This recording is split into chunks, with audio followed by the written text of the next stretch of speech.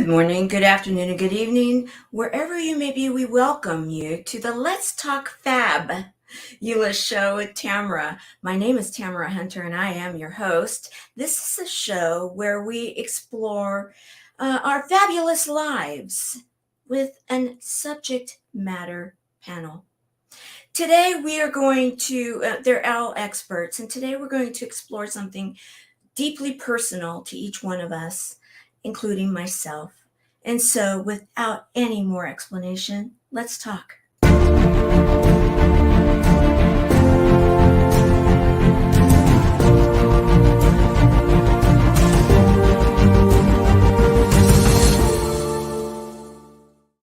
This is live, guys, and we right now are having a few technical problems in getting our panel together. However, I want to welcome those that we've been able to be successful with so far. We've got two out of four so far, and I'm very honored to have you both with us as we talk about this subject. Today, we're going to be talking about a book that is deeply personal to each one of us, a book that I'm going to share the look and feel of this book, and so it kind of gives you an idea of what it's all about. This book is about a story that we've all had, and too many in this world have experienced. In fact, it is said that 1 out of every 2 men and 1 out of every 3 women will hear those 3 words, or you have that 6-letter word in your lifetime. And that is that the patient hears it, the 1 out of 2 or 1 out of 3. And also it means that the other person, the caretaker, the people that love and are there with that patient, it's that other one. In a man's case, I always joke, a guy has at least one friend, right? Wink, wink. And a woman, we have a few more. So 1 out of 2 or 1 out of 3. So 2 friends. And we're going to be talking about this because it's a book.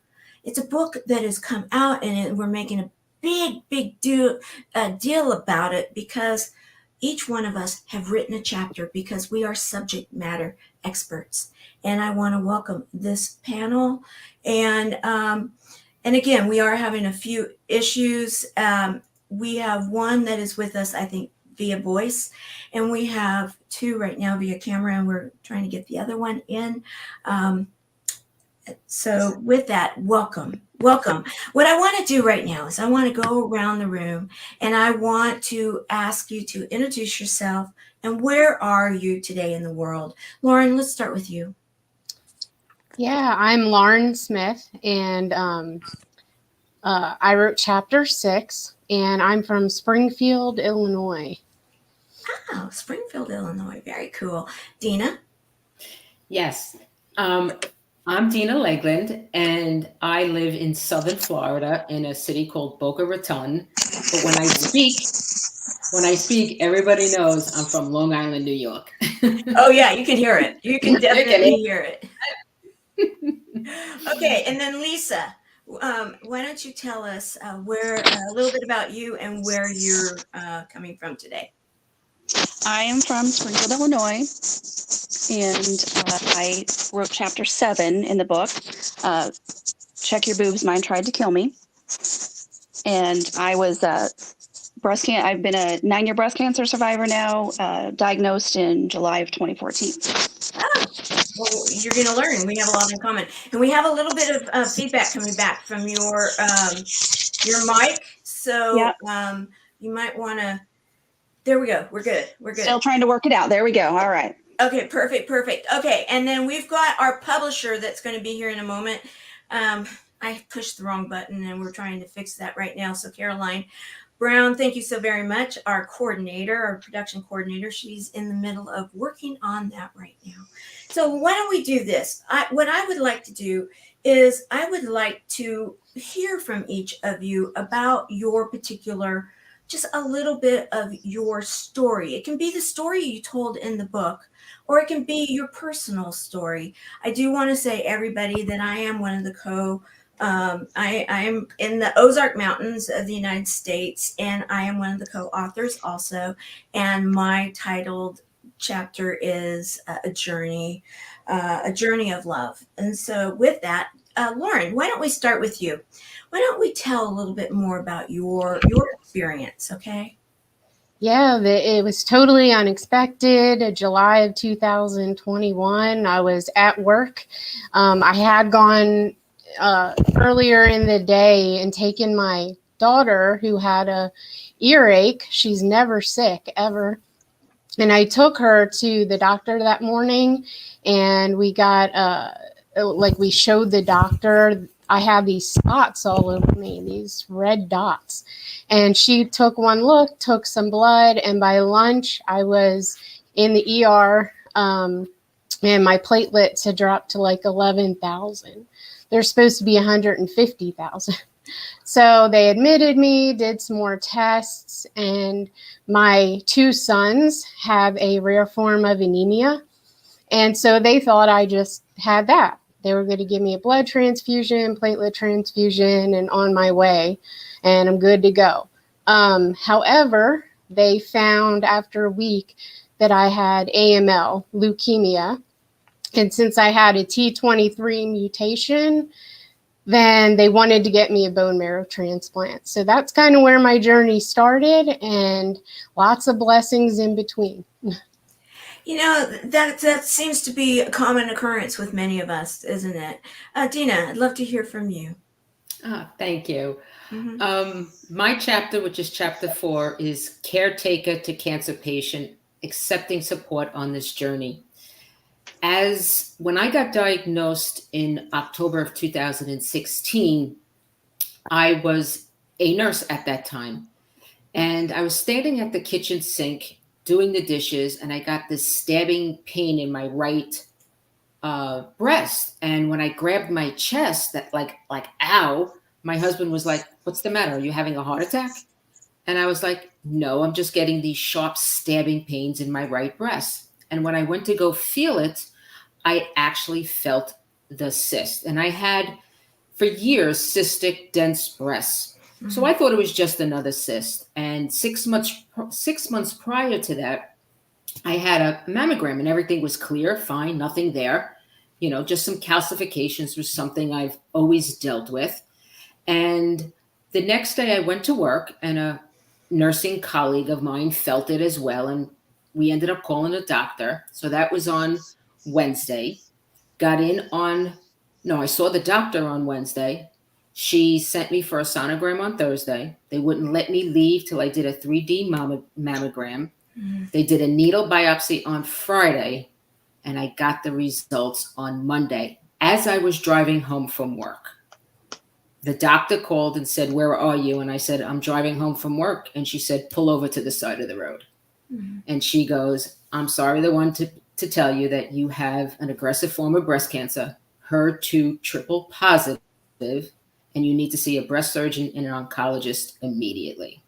Mm-hmm. So to make a very long story short, I had chemo for a year, a bilateral mastectomy, 3 reconstructive surgeries after that. And as of right now, I still need 1 more reconstructive surgery. So it's been since 2016 till today that I'm still having some issues. Mm-hmm. But it was very difficult to be the nurse, the EMT, the caregiver, and now be the patient. Mm-hmm. And that was one of the hardest things. I want us to, as we talk today, I want to double back to that, because the caretakers are as important in our journeys, and we need to really highlight that. And the fact that you come from a professional chair, if you will, and experience, you're an ideal person to be able to address that with everyone. So thank you. Lisa, why don't you tell us a little bit more about yours? Let's just go into it. I love the title. I mean, oh my goodness, is that cute or what? Okay, so tell us a little bit about your journey. Okay, so I was diagnosed in July of 2014, like I said, with breast cancer. At the time, I was the 7th woman in my family to be diagnosed. We have since had number 8. So it's a bit of a family legacy, apparently. And my mom is a 2-time survivor. So I had seen her go through it twice, as well as two of my aunts, my grandmother.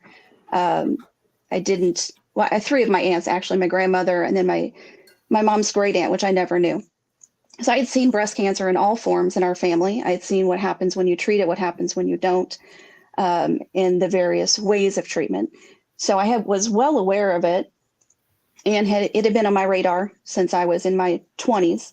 I started having mammograms at 26, and always sort of expected it. Every year when I'd have my mammogram, I expected that, but always hoped that perhaps there was something that would keep me from joining their club. Mm-hmm. So in 2014, that didn't happen. Instead of getting my phone call that says everything's good, I got a letter instead of getting the letter that says everything good, I got a phone call. So you don't want to get that phone call after your mammogram, because that means you're coming back in, something's wrong. So I knew at that point what it was. So I wasn't completely shocked or surprised by it. I had kind of been expecting it. I was checking into treatments. I had been trying to stay up to date with the various advancements in breast cancer and so forth, to be ready when it came my way.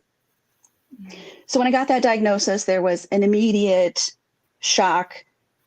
Okay, here it is. What am I going to do with it? And then I just flipped into mode of, okay, let's go. What do we do next? And I had made the decision in my 20s that I would have a mastectomy no matter what they found. If they ever found anything, I was getting rid of everything. Take my boobs, give me some that won't kill me. That was my attitude. So when it came time for that, that's the direction that I had to go. And so we trudged on and moved forward and advanced into what I had to do to treat it. And I had decided to write about it. I wanted to write about it. I wanted to share my experience, because I didn't feel like, hey, why me? But I have it. Now, what am I supposed to do with it? Why do I have this? What am I supposed to use it for? And so, coming from a very large family, I'm an only child, but my mom's from a family of 11. So there are a whole bunch of us out there, and a whole lot of possibilities for breast cancer, obviously, in this family. So I decided to put my story out there in a Facebook blog and wrote about everything as I was going through it in real and raw terms, what it was like for the treatment, what it felt like on the other side of it, so that all the information was out there for the others that might, come along. I will tell you, and I tried to use humor where I could, because that's how I get through things, is with humor. And cancer isn't funny, but there is humor in it. And I had some humorous experiences, and that's where the title to my chapter comes from. I had a sticker on the back of my car window that said, "Check your boobs, mine tried to kill me." And it, could become a talking point at times. And the first story in my chapter comes from that, from an experience I had with a stranger in regards to that sticker that I had, because I've just been very vocal about talking about it to help others, if they face breast cancer, to know kind of what they're looking at and how to get through it. Well,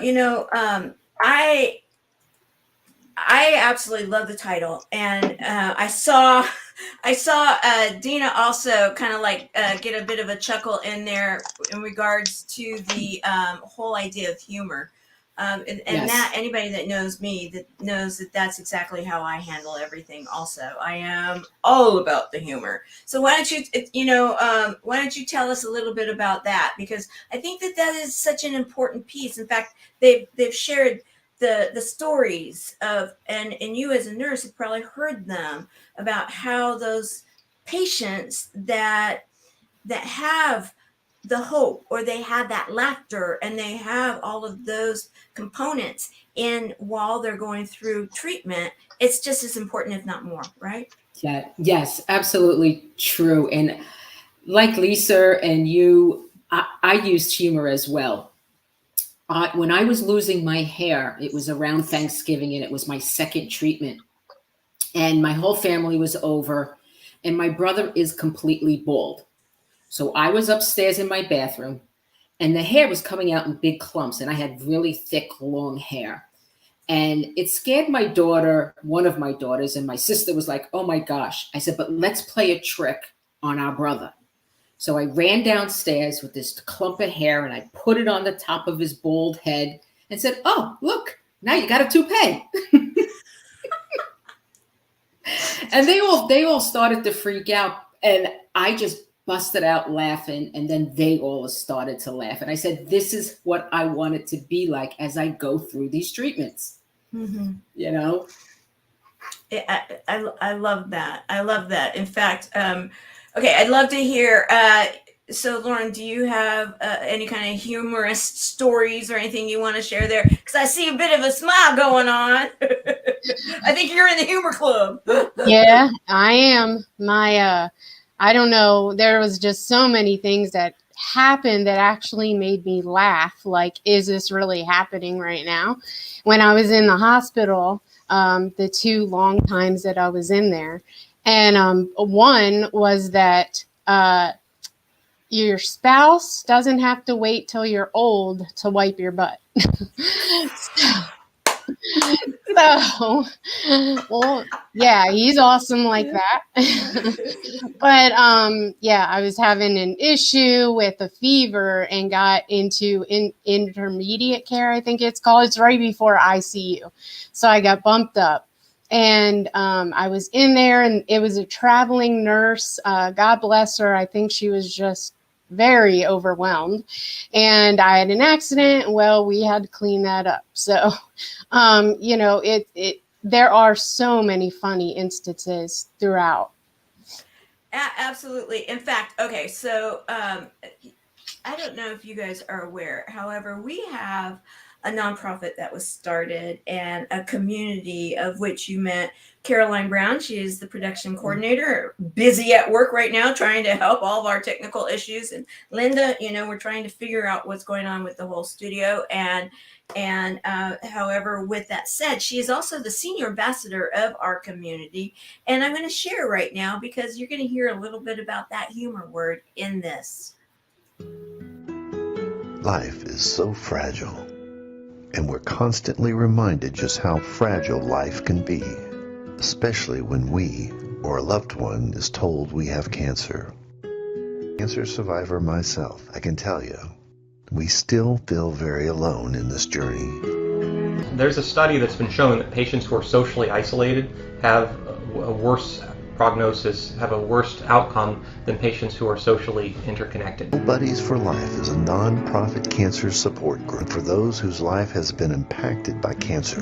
Humor, hope, heart, and hugs. Humor, hope, heart, hugs, and a whole lot of love. Share this with your friends and family and support this community in every way you can. No one should face cancer alone. I am a Chemo buddy for life. We are a buddies network. No one does cancer alone. Be a buddy. And we are all here for you as a community of love. We are Chemo buddies for life. And if you've heard 3 words, you have cancer, for yourself or someone else, you belong with us at Chemo Buddies for Life. Healing through connections.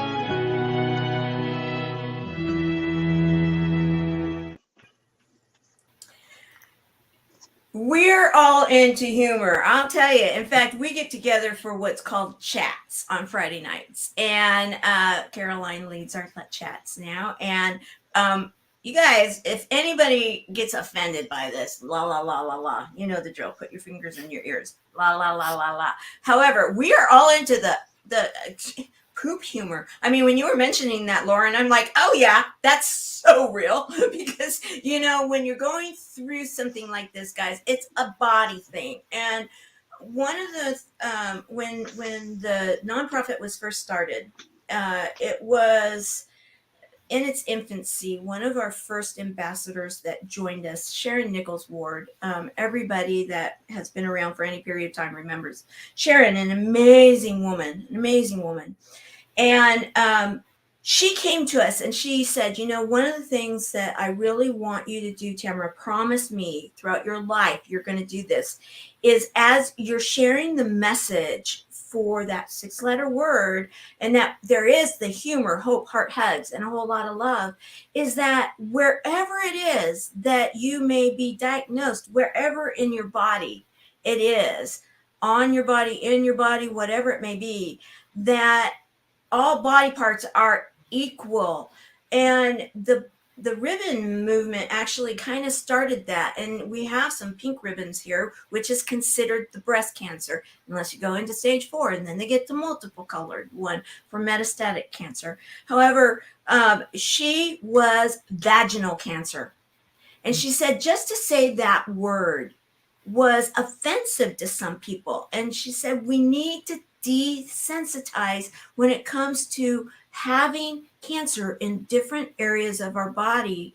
It is a body part. It's a part of our anatomy, and we need to be able to not make those that are dealing with it, either the patient or those that love and support them, feel like a second-class citizen because of where the cancer may be. And so, I really, in honor of our dear Sharon Nichols Ward, in this format right now today, I wanted to share that because she was so vocal about it in her sweet way. She had just the sweetest voice.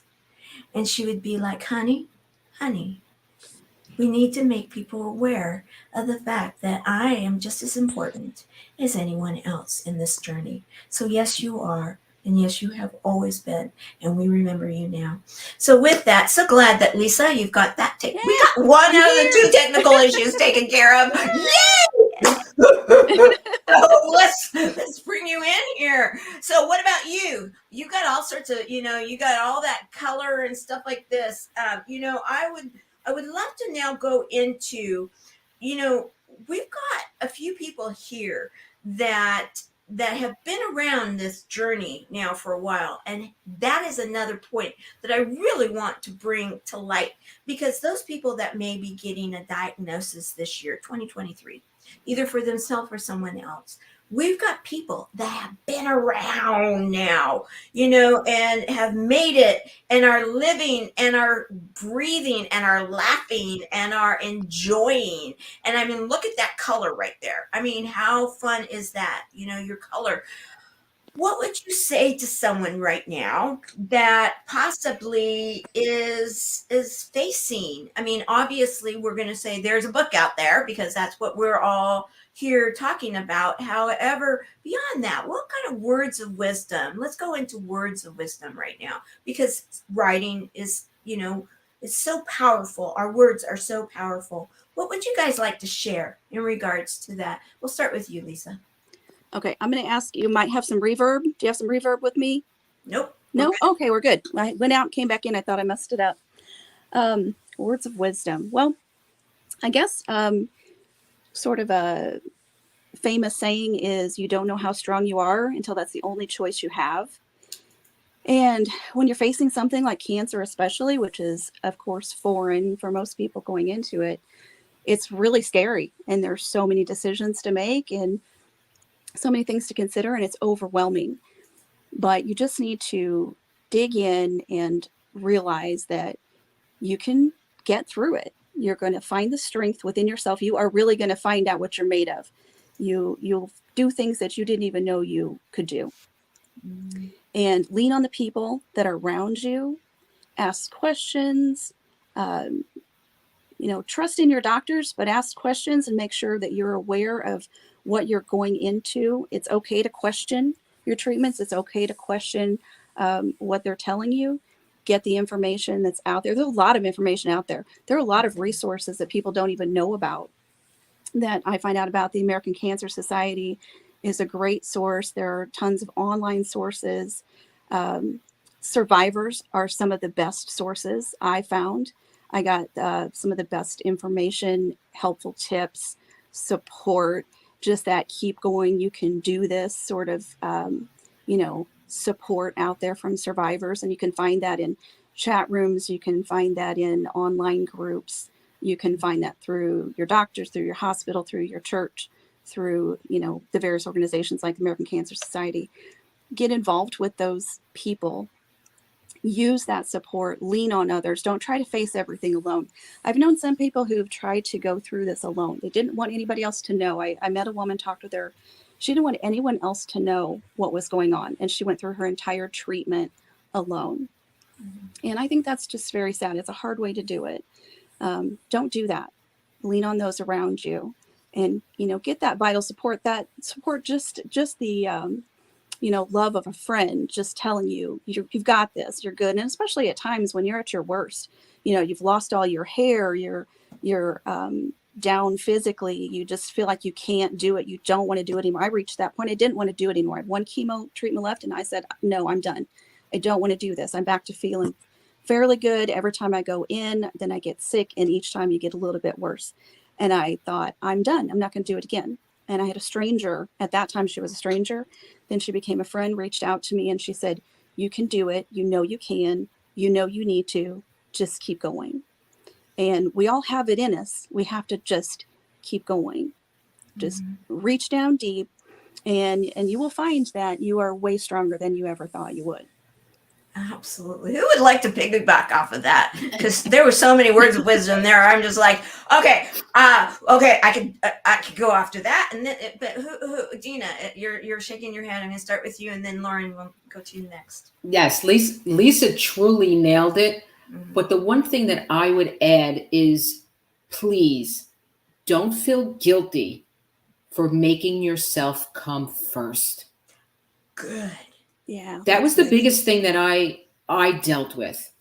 Most women, I'm going to say 99% of the women, we always want to nurture everybody else. We always want to take care of everybody else. And there comes this time in your life now where you need to choose you first. And I felt very guilty about it. So it's one of those things where you set those healthy boundaries. If somebody wants to do something for you and you right now just physically, mentally can't have that in your life, it's okay to say no. And it's okay to say yes to the things that help you, serve you. And it's just one of those things where the first time you do it, you feel like the fear is paralyzing you. I can't say no. I just have to keep going. I just have to keep doing for everybody else. And you physically sometimes cannot, and mentally and emotionally, you might not be able to. So give yourself the grace to say yes to the things that serve you and no to the things that don't, and to take care of yourself, because you are the most important and you come first. Absolutely. Absolutely. Well said. Well said. Lauren, what would you like to do piggybacking after all of that? That's just a lot of good information. Yeah, you know what Lisa said and Dina said, I mean, definitely take the help and definitely make connections with people to have a support team behind you. Luckily, I have one very close, which was Heather Carter. She's part of this book project, very important person, part of this project. And she came into my hospital room. She dropped off a book for me to keep me positive and keep my mind, focused and on, just being positive, not to myself, but to other people too. There was actually another woman that was diagnosed within a day of me, my diagnosis, and we just met for dinner last week to celebrate our bone marrow transplants, our anniversary of our bone marrow transplant. So definitely surround yourself with those people, but be positive. I went back to work this past August, and I'm a teacher.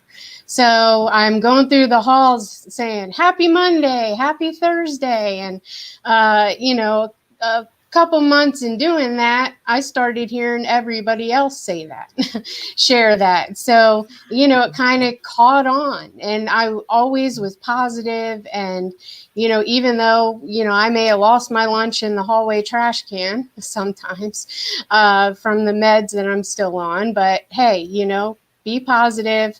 Make sure that you're surrounding people, you're surrounding yourself with positive people that can help you, and accept the help, definitely. Absolutely. So important. And the idea here of creating a book, I want to dive a little bit deeper into that, because I know that when I was going through my journey, was very lucky to have a lot of support, a lot of people that were supportive. However, with what Dina was saying and all have been touching is that we need to make ourselves, we have to be willing to take the, the stance that I need to do what's right for me right now. And the nonprofit was started. The doctor that's in that clip is my doctor. He's the one that convinced myself and my original buddy to start this whole movement that is now global. And I'm like, okay, you want me to do that? You got to film with me. You got to like do the third party validation, because I mean, truthfully, think about it. Medical people can't go out there with this message saying that support is really important, even so much more important than most people understand. And that they had noticed those that had been not as sick as others, but were sadder, were the ones that didn't necessarily make it. They gained their wings. Where some that were sicker, but they had that moxie, they had that humor, they had that support.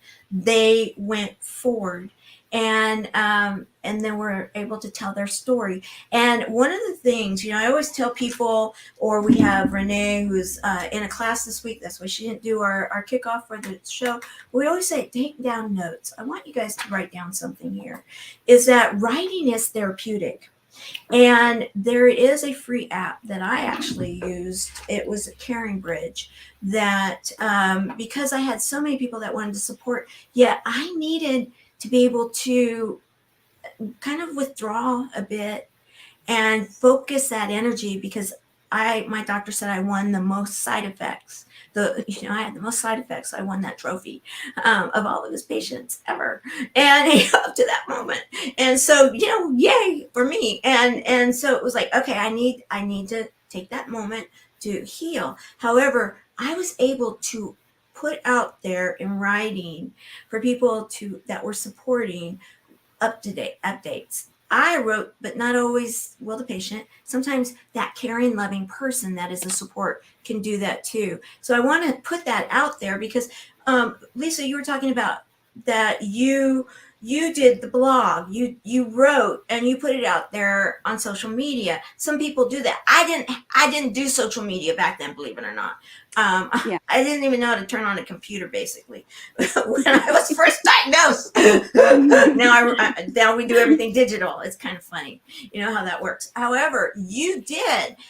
What kind of support did that bring you in the writing process, and then putting it out there for either those people that knew you or didn't know you and got to know you? What were your experiences with all of that? It was actually amazing. I decided I wanted to write about it immediately. And like I said, I have a huge family. So I really wanted that to be out there for them. And I was, new to social media at the time too. I didn't know much about Facebook and how everything worked. And I wasn't really thinking that I'm going to put this out there and it's going to be a public page. And what does that mean? And it means that anybody anywhere is going to see it. And it exposed me to people all over the world. I had, supporters and survivors contacting me from other countries and coming in from all over the place. And it was great. As, in the beginning, I really needed that. Like I said, I was the seventh in the family to go through it, but I didn't know anything about what the others went through. Even my own mom, she's a very private person. She didn't share much when she was going through it. So it was all very new to me. And to have people reach out who were going through it at that time or had been through it. One girl that I became good friends with, she was going through surgery while I was going through she was going through her reconstruction while I was going through my chemo. And she just helped me to know, just what it was all about. And it was so great to hear from other people and to get, like I said, a lot of the best information I got came from other survivors. And this connected me to survivors all over the place. It also connected me sometimes in closer ways with people I already knew, but in a different light because of, what I was going through. We kind of made a deeper connection. Mm-hmm. It was therapeutic for me to write it all out. And I'm so thankful that I did because I have terrible memory. And a lot of it now, 9 years later, going back, I don't remember specific things until I see it. And then I remember, oh yeah, that's what happened there. And so I'm very thankful I wrote it down just to journal it for myself. But then in putting it out there, I was finding that my experiences were helping others who were coming up on it or who were just being diagnosed to know what they might be facing. People who are in it, I was sharing tips and tricks that I was coming across or had been shared with me that helped other people out. And so it became this amazing network of support for myself. And then it was helping me accomplish what I felt I needed to do, which was use my experience to help and support others. Mm-hmm. So it was great on all fronts to do that. And I continued the blog. There's not a whole lot on it these days because I'm just kind of living life at this point, thankfully. But I did end up taking that blog and turning it into a book of my own. I took the first 5 years from diagnosis to year 5, my 5th cancerversary, so to speak, and put it into a book called When Good Boobs Go Bad, Cut Them Out of Your Life. And like I said, there's a lot of humor in it, but there's also a lot of information. It's not all humorous. There's some sad stuff. There's some real stuff in there. So it's sort of a diary, if you will, of what it's like to be a cancer patient survivor. And it's, I feel like I've been told that it's been helpful to others to sort of have this guide that gives them some clue of what they're looking at and what they're going into. And actually, my very good friend who painted the picture that became my book cover just had a double mastectomy a week and a half ago. And she said, after she got her diagnosis, she went back and reread the book from the other side of it and took other things from it. So it's just putting it out there. Like I said, it was really therapeutic for myself. It helped me to get it out. Even if you just write it for yourself, just get it out, and later you'll go back and you'll read it. And like I said, for me, I don't remember things a lot of times, so I'll see them in writing. It'll help you to know what you were, really going through and see how you came through it and what you took from it and what you can use going forward. So just putting it out there on social media was quite enlightening. It was an experience. I didn't know what I was going to be doing with it when I started. It turned into this huge thing that helped me and seemed to help others. So I feel like in that respect, social media was a great resource. Mm-hmm. What would anybody else like to share in regards to the writing process? Did you write during it? I know that you've now written your chapter in this book. I'd love to hear Dina or Lauren. Okay, let's start with you. I actually just journaled through the process. I just journaled all of my feelings. It didn't have any rhyme or reason. It wasn't like a story. It was just day-to-day feelings. And how I never really truly went through a support group with women that are going through cancer or in remission or anything like that. How I dealt with it was really, truly going to work, doing my workouts, being out in nature. And one of the other things that I did that truly got me through my journey was I love to dance to live bands, live music. And when I sat down and when I met Lynda to write the chapter, it was really, truly, like Lisa said, therapeutic. I re-healed myself. I thought I was past certain things and I was over certain things, but writing this chapter and 2 other chapters in 2 different other books that Lynda is publishing, it was just, wow. I said, I'm re-healing myself. And it was an amazing experience. Yes, I laughed, I cried, I screamed, I yelled, you name it, I cursed, I laughed, everything. But it was an amazing experience, and I'm very, very thankful. Sorry to step on your words. I wanted to just add, it's life-changing. Yes. Because it's all about life and allowing us to live it in every which way we feel it. You mentioned that Lynda, has a couple of other books. She gave me, and I wanted her to talk about this. However, I want to share this with everyone. She does have some book projects coming up, and writing is so therapeutic. And so let's play this.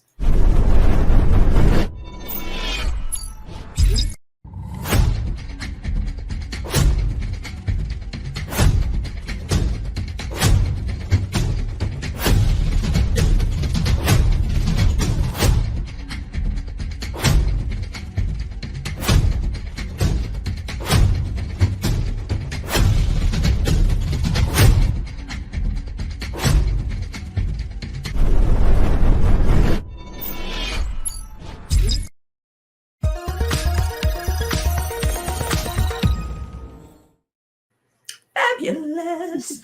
All right. So, the therapy of writing, we've now covered that, and we've covered how important it is for support. I want to also, before we allow this time to go beyond us, is spend a few minutes, as I had said before, how important it is to recognize those that support us, because the support people many times sometimes the patient is healed and the support person is so worn out that they themselves can get sick. We need to, as patients, take ownership of that and understand that we honor our caretakers, and we honor those people that are honoring us and being there for us, and watch these cues, and the clues that you need to go take care of yourself. You need to do this.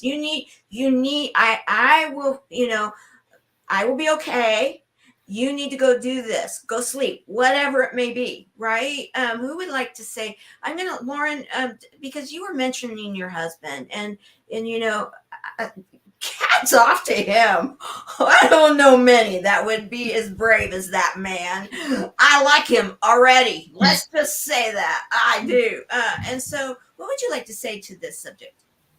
Just accept help, for one. I'm not one to ask for help or whatever, but there was times I couldn't lift my feet up into my bed to lay down when I was in the hospital. That first round of chemo kicked my rear end. So, just him being there for me. I also want to highlight my daughter. She was 16 at the time. She was taking college classes, dual credit classes. She took care of her brothers. My hospital is an hour and a half away. So when my husband, Aaron, would be down with me at the hospital, she took care of her brothers. She cooked them dinner, got them baths, got them into bed on time, and got them up, got them ready, and took them to school.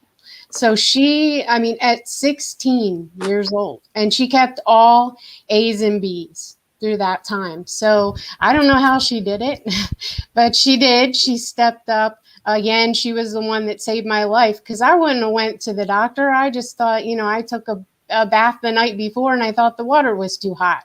So I would have never gone to the hospital. So between saving my life and taking care of me, and my family, my in-laws, my mom stepped in when I needed kind of support. We were on one income, so we had a lot of neighbors that stepped up, and just school community also. So I'm just grateful for everyone surrounding me. I love it.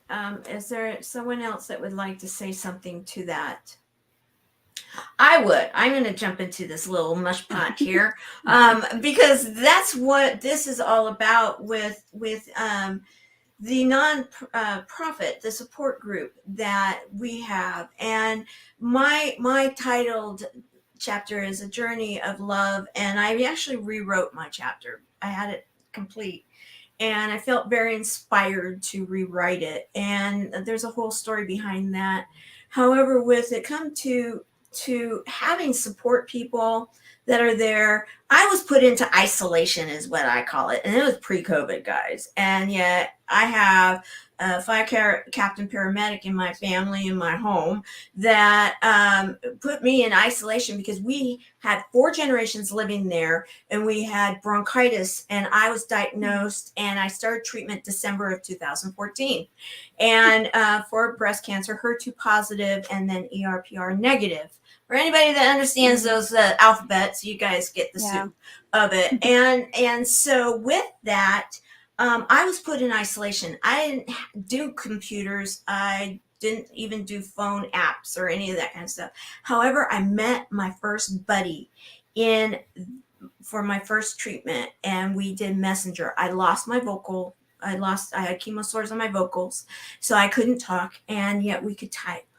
And the support of having another buddy, a support of being able to laugh, even though I couldn't laugh out loud, I could laugh internally.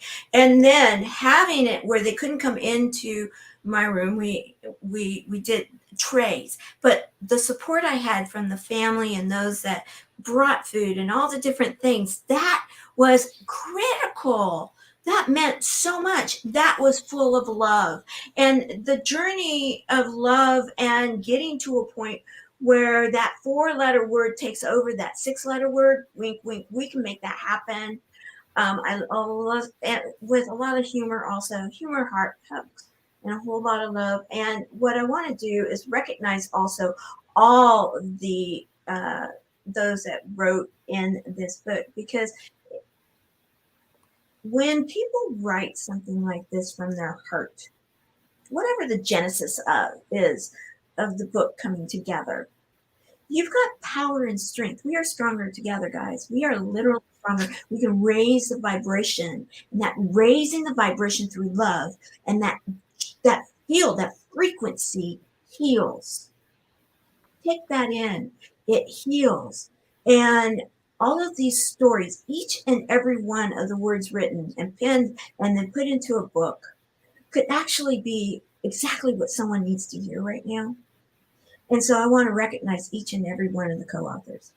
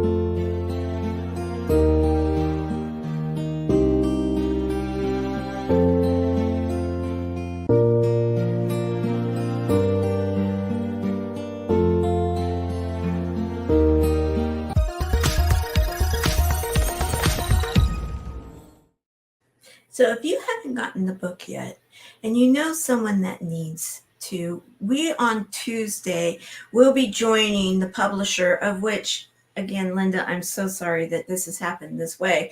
However, we will be joining the publisher on social media on Tuesday, and we'll be talking about it. And we're going to be encouraging all of you to take a few moments, listen to the authors, listen to what they have to share, and listen with your hearts as much as with your ears. Because what you're going to feel is you're going to feel that frequency. You're going to feel the frequency, and we together, joining together, our stories. Stories are powerful. Stories are what people remember.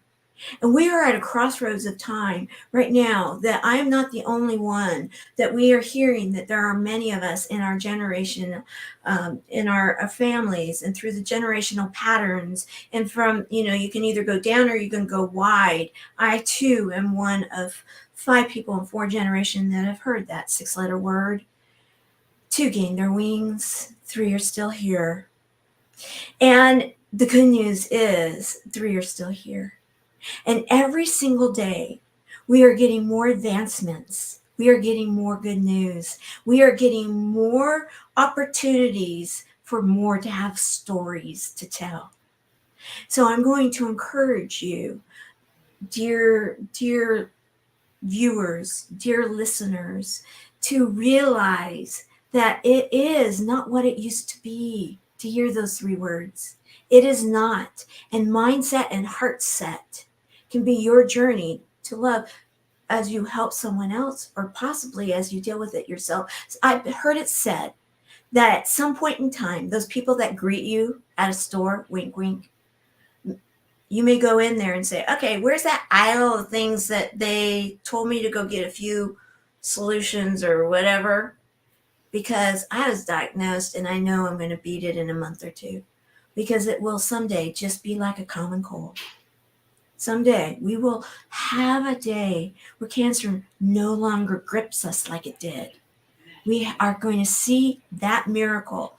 I know it because I have an opportunity to know it because of the people that I am associated with. So with that, I want to go around the corner one more time, go around the room, and I want to hear from each of you. What would be your parting thought, a golden nugget, a pearl of wisdom, something that you want to share with everybody, and before we close? Lisa, I'll start with you. I was afraid you were going to do that. Oh, sorry. Let me take the book down and then put you in there. Give you a little more moments. There you go. I was afraid you're going to start with me. I think I would just reiterate that just find your strength. Know that you are stronger than you think you are, and you may surprise yourself with what you can go through. But also just accept help when you need it. Accept the support and the love of others, and don't be afraid to speak out and ask for it.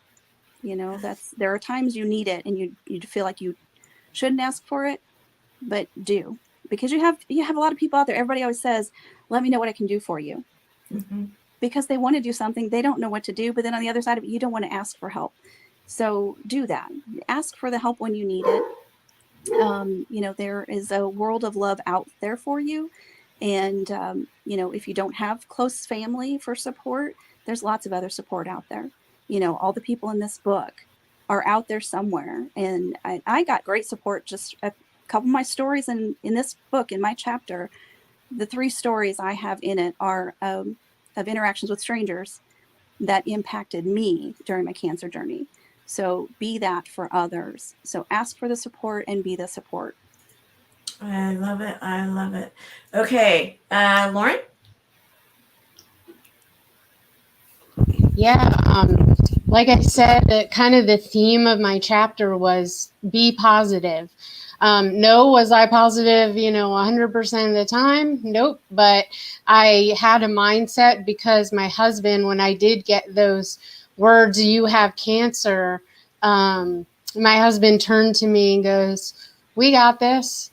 It's fine. It'll all be good, So taking those words and turning them into living that is something that I just want to live the rest of my life like. I want to be an example to others and show them how to find the positives daily. I love it. I love it. Dina? Yes, I agree with both of you in regards to the support. But what I would say is truly being able to choose yourself first without the guilt and not feel like you're going to be judged or not loved because you are choosing yourself first. I love it. I love it. And I'm going to throw myself into the mush pot once again, given the fact that I am one of the co-authors. And what I'm going to say is this. There's power and frequency in our words and in our heart and in our minds. And that my doctor, who you saw in that clip, he said to me, he goes, Tamara, I knew you were going to be fine. I knew it the moment I met you because you knew it. Because I did. I had been through this journey with so many in my family. And when I heard it for myself, I didn't cry. I went right into action, and I've written about that before. I went right into action, and I knew within my bones I was going to be okay. I didn't know what diagnosis, and I was hearing all sorts of rumors of what diagnosis I had. However, with it said, I am healed. I am healed. I am living my life that was designed for me to live. And with that type of an attitude, my doctor said he knew it. He absolutely knew. He was going to do what he needed to do, all the hocus pocus he needed to do, and we did a lot of hocus pocus. However, with that said, I knew I'd be okay. The power of our words, our healing, and then everything else has been shared here. It is invaluable. I want to thank Lynda. I know that she has tried to get in, and sometimes it is bigger than us. And this has been an opportunity, intimate opportunity for for people that have experienced something that many out there are experiencing, to be able to come to you and share that there is good news. There is good news, and we want you to embrace that, understand that, swim in it, as they say, and then go about your life with all of the tips and the tricks and the pearls of wisdom that have been shared. I thank you all for being here today. I honor each and every one of you, and I want to let, again, everybody know that on Tuesday, you can learn more from this panel and other authors.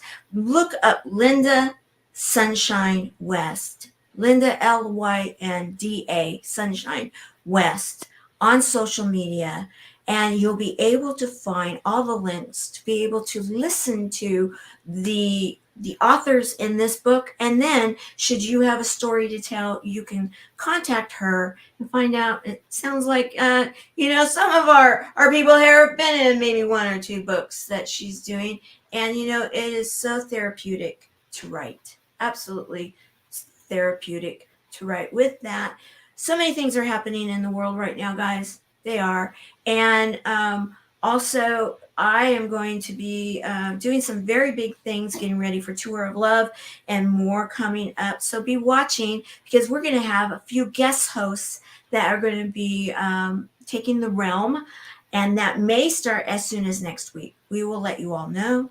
It's going to be fun. It's going to be fabulous people that you all know and love that have been hosts either before for Tour of Love or are hosts on this network, E360 TV. Be watching and be ready to share the love with our guest hosts as we go forward. And safe journeys to all of you. Make the very best, and you are fabulous. Your stories matter. Thank you for being with us today. Bye, everyone.